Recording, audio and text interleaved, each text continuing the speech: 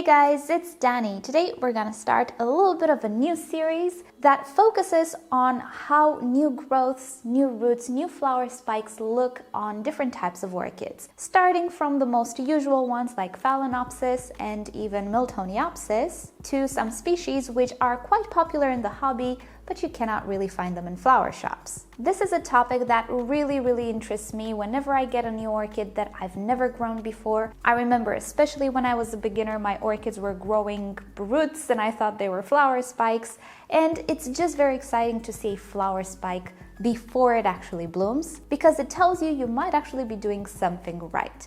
So that's what this series wants to focus on and hopefully give answers on. With that said, let's start with an orchid species that I know many of you have asked me about. Here is my Maxillaria tenuifolia in all of its glory. This is a very popular species because its flowers supposedly smell like coconuts. I don't find them quite like that, but they smell very nice. Now, this orchid has a very interesting growth pattern, and its blooming pattern is even more interesting because you never know if it's producing buds or new growths. Since it is spring, mine is actually starting to produce buds, and here is the most obvious, let's say, example that I can show you. This right here is a bud. We can see it's quite plump, and this here is a new growth. Let me just remove the sheath for you so you better see it. I've noticed that new growths always appear next to the pseudobulbs in between the sheaths and are also much pointier and much thinner, and buds always appear under the new growth from this little rhizome. And mine is actually full of buds. They're just not out of their sheaths yet. So let's just take another pseudobulb and see if we can determine which is a bud, which is a new growth. So on this bulb here, I should have buds here, not next to the pseudobulb, below, right? Well, let's see if we do. And I'm actually doing this with one hand. And there you go. This is a bud. And also here, there we go. We have another bud. And next to the orchid, we should have a very thin new growth. Look at that. This is a new growth. Each little pseudobulb can actually produce 2, maybe even more buds. I see that on mine I have, I believe, a maximum of 2 buds per pseudobulb. You can see here 2, but I do actually have space for 3. Is there a bud here? No, there isn't. And given this wonderful growth pattern of the orchid, in the end, if you have a bushy enough orchid, you can have a bush of flowers, literally. If you Google pictures with this orchid, you'll see what I mean, but I hope now you'll be able to recognize buds versus new growths much easier. Next, let's look at some Phalaenopsis. These are polychylous type Phalaenopsis, or novelties, however you want to call them. They're actually summer bloomers, but the way their flower spikes look in comparison to roots is very similar to the typical flower shop Phalaenopsis. So I have here 2 that are currently producing both flower spikes and roots. So let me get you in closer. So just like your typical flower shop Phalaenopsis, flower spikes will be produced under the second leaf on one side. So in my case, you can see we can count 1, 2, and then we have the flower spike. And it's also very pointy and thin in comparison with a root. However, though, being that these orchids can be generally tinier than the flower shop ones, the flower spikes are super tiny. But if you look at this, you can see that it is a very vivid green. It is very thin and kind of sharp. At least this is how I would describe it. In comparison with the root, which is much more substantial, much rounder, you can clearly see the difference. This orchid actually has both roots and a flower spike. So in my example, again, 1, 2, and under those 2 leaves, here we go, this is a flower spike. It is a little bit more advanced. As it grows, it can actually take the shape of a mitten. And you can see in comparison to the root, it is much thinner, much sharper, while the root is quite rounded. Now, the direction in which it grows is not necessarily an indication. Flower spikes will typically go upright, but sometimes they will grow horizontal to the medium, while the roots can grow horizontal as well and inside the medium, but also shoot up towards the skies. In many cases, the root will go downwards and the flower spike upwards, but it's not a general rule really, so I wouldn't take that as an indication, but rather the shape. Also, flower spikes will always sprout from the side of the orchid as you look at it from this, let's say, plane, while roots can sprout all over this stem. So keep in mind, flower spikes are always under the leaves. Roots can sprout from anywhere, even from here in between the leaf and the stem. However, roots will never sprout from the crown, while a flower spike can, but it's not a good sign. It's a terminal spike, and I have a video talking about it down below in the description. So it's very exciting to see these two orchids in bloom because they're first-time bloomers for me. I didn't tell you their IDs. This is Phalaenopsis bastiani, it is a species, and this is Phalaenopsis pallis reef, which is a hybrid. Next, let's look at some Miltoniopsis. Just like oncidiums, these orchids produce flower spikes from in between the leaves and the pseudobulb. In my example, I have two flower spikes. As you can see, they are sprouting from between the first leaf on the plant and the pseudobulb, both of them. This is the primary location where flower spikes are produced, but it's not a rule. If there are multiple leaves around the pseudobulb, flower spikes can sprout from in between the second leaf and the first leaf, so somewhere here. Generally though, most Miltoniopsis will prefer to sprout their flower spikes from between the first leaf and the pseudobulb. Now, Miltoniopsis can produce 1, 2, 3, or even 4 flower spikes in good conditions, but in case one single flower spike will be produced, it is my experience that it will sprout from between the longest leaf next to the pseudobulb and the pseudobulb. So in my example, if we look at the leaves closest to the pseudobulbs, we can see that this leaf is longer than this one, just by 1 or 2 centimeters. In my experience, flower spikes typically are produced between the longest leaf and the pseudobulb. But again, it's just a statistic, not a rule set in stone. When the flower spikes first appear, they're not all that thin because they do contain the sheaths and the little buds. So it's easy to mistake them from new growths. However, typically new growths sprout from in between the last leaf and the one above it, or even from the outside of the last leaf. And I do have an example here to show you. I don't actually have a Miltoniopsis with a very tiny growth, but in this example you can see that the growth, even if it's quite tall, it is actually not produced from between the first leaf and the pseudobulb. Here we had a flower spike, and you can see the dried flower spike here. So the new growth has been produced from between the last leaf and the one above it, as it were.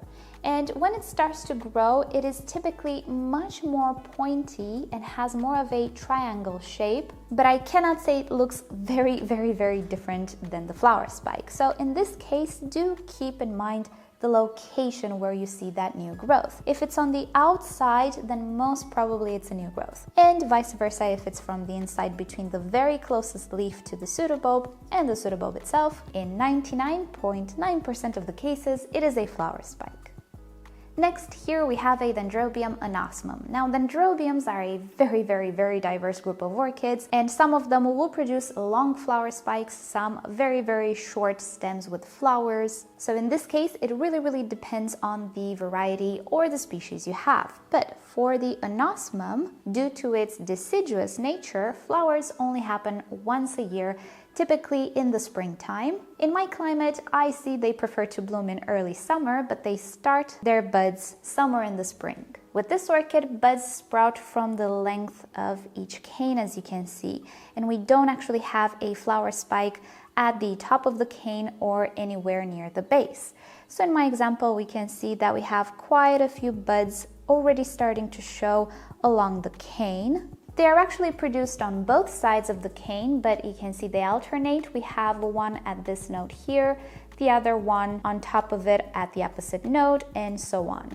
Buds usually form opposite to the leaves, but of course, the leaves fall every winter, and most of the times you will have a bare-caned Dendrobium, or almost bare-caned, full of flowers, but not much greenery left, which is kind of appealing. I have to say, I really love that beautiful pink flush of blooms on these gray canes.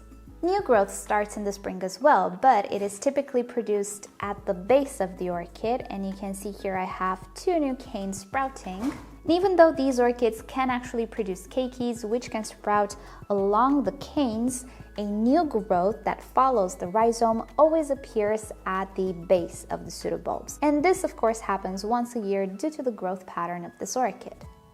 Next up, some Neofinetia falcata, or Vanda falcata, however you want to call them. I have to say this is the first year when I see flower spikes, but I have a lot of years of seeing new growths. If you will, they look a little bit like tulips. You can see that we have, let's say, multiple little leaves showing. Well, that's an indication that what we have here is actually a flower spike, even though super tiny, as you can see. Signs to look for are the plumpness and of course that little crown on top of it.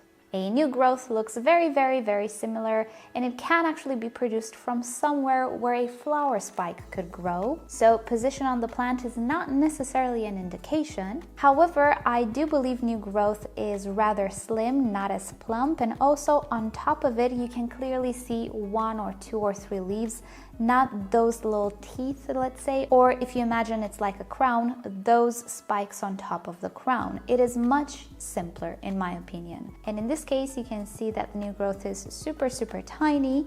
And of course, if you wait just a little bit longer, you will be able to better tell exactly how many leaves it has. So at the beginning, they are very similar, and it's really hard to tell. But first of all, look for the plumpness, because in all of these years, I always thought I would have flower spikes. They just turned out to be new growths, and they all were very thin. And lastly, here we have a very pretty orchid. This is Cattleya Chester. It is a Sophornitis coccinea hybrid, and this little orchid is a Cattleya type, which means it most probably produces flower spikes from the top of the pseudobulb. There are a few Cattleyas which produce flower spikes from the base. I have a few, they just need to grow, we'll get to that. However, what's interesting with this one and with Sophornitis coccinea is that they do not produce sheaths. So as the pseudobulb matures, you will actually start to detect the buds inside. Let me just show you with a flashlight. Do you see the bud right there? I think you can clearly see it now. So what's nice with this orchid and with many direct Sophornitis coccinea hybrids is that you don't have to wait around for a flower spike to form. And I'm looking at the Cattleya purpurata right now, which has a bud, but it also has a sheath for the past 6 months. So as the leaf will sprout from the top, you will start to see the bud forming as well. And the orchid will be in full bloom even before the pseudobulb completely and fully matures. Which I believe is awesome, because in this way, at least you will know if your orchid will bloom or not. Sometimes Cattleyas can be very frustrating with those sheaths that sometimes dry, and you never know if they will decide to produce buds inside or not. But this guy, you know from the beginning. So we can expect really nice flowers from this orchid. I have another one. This one is the Chester that I received from lovely Veronica in the winter, and it comes from a different nursery. And I did notice that the flower is just a little bit different. So it will be very nice to see how fresh new flowers look like. So these were the orchids I wanted to show today. I think each episode will have 5 orchids. And as you could tell, I did know with these orchids which is a flower spike, which is a new growth. So I could give you that information. But of course, I always have brand new orchids, either maturing, either that I just acquired, which start to grow things that I myself don't even know what they are. So I think at the end of each episode, I will also show you an orchid that I don't really know what is growing, and make an update in the next episode and see if it was a new growth or a root or a flower spike. And in today's episode, I want to show you the Trichopilia suavis, which is a very new orchid for me. Although I had one for a few years, it wasn't a healthy individual. This is just take a look at the root system it grew. And now I'm noticing that it's also growing something new at the base. Could it be a flower spike? Could it be a new growth? Both the flower spike and new growth theoretically sprout from the base, but I don't know visually what the difference is when the growth is at this stage. So if you have experience, let us know in the comment section below. Do you think this is a new growth or a flower spike? Because I'm so curious. And if by chance you're thinking, why can't we just wait a few more weeks to see if we have a flower spike or a new growth? Well, because we can't wait. Who's with me? Who can relate? I cannot wait. When I see something growing, I'm so curious. I want to know if I'm gonna have flower spikes or not, particularly with orchids that I purchased as seedlings or that I'm really excited to see in bloom. It is how it is. We have to know what our orchid is growing. Alrighty then, so this has been the video for today. You guys should let me know in a comment below if you like the series, if you think we should continue it. It's a subject I always kind of talk about in different videos, but I don't actually have a dedicated video on it. And as I was saying, I have to know. I have to know if my orchid is producing a flower spike or a new growth, or what is it, because I'm just too curious. So let me know if you enjoyed the series. I will try to film as I go new orchids, new species. But yeah, I think it will be useful for those of you who are just as curious as me. So do let me know in a comment what you think about this series. Subscribe to my channel for more orchid videos, tutorials, experiments, updates, and other fun orchid subjects. If you wish to support the channel, do consider becoming a member or visit the merch store linked down below in the description. You can also follow me on Instagram and Facebook. It's always nice to stay in touch there as well. And with that said, I'll see you guys next time. Bye!